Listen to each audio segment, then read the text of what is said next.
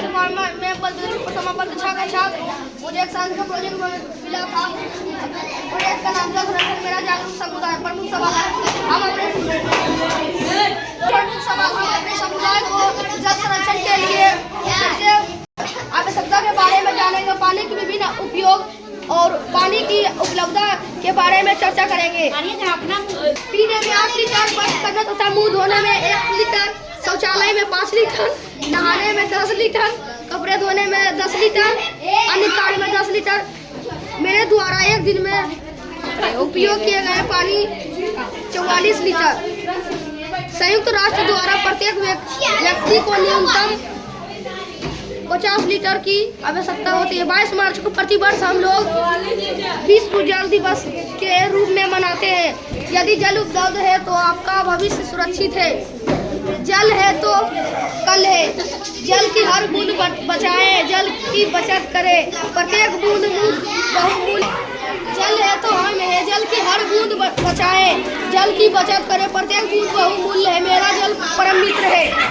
दूसरा दिन आज हम लोग जल स्रोत और जल चक्र के बारे में जानेंगे। जल स्रोत तालाब, नदियाँ, पोखर, झरने। यहाँ पर हम कुआं, नल, कल और टंकी बनाए हैं। जल के स्रोत के साथ नल, चापाकल तथा बोरिंग एवं पृथ्वी के 2/3 भाग जल से घिरा है। पृथ्वी पर कुल जल का मात्रा 97.5% खारा जल है। स्वच्छ जल एवं मीठा जल 2.5% मानव एवं जीव जंतु के लिए मीठे जल।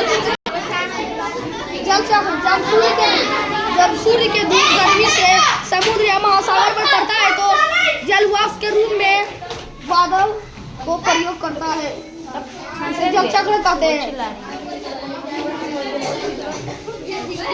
वायुमंडल में काफी ठंडा होकर छोटी छोटी जल कणिका में बदल जाता है। इस क्रिया को संघनन कहते हैं। छोटी छोटी जल कणिकाएं में एक दूसरे की संयुक्त आकार बदल रूप लेता है। जल कणिकाएं आपस में मिलकर बड़े आकार की जल बूंदें बनाती है।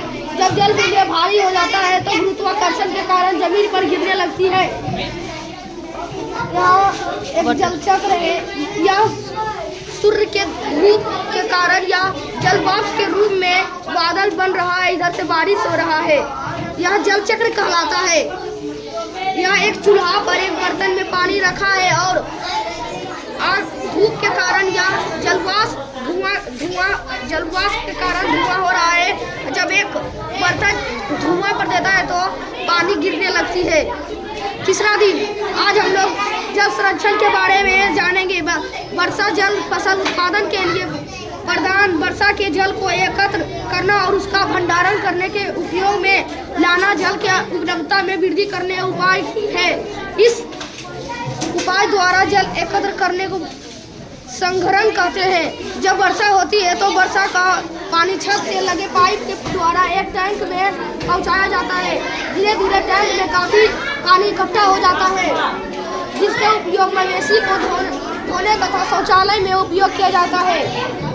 यहाँ एक घर है और यहाँ पर पाइप के द्वारा वर्षा हो रही, पाइप के द्वारा यहाँ पर टैंक में पानी जा रहा है।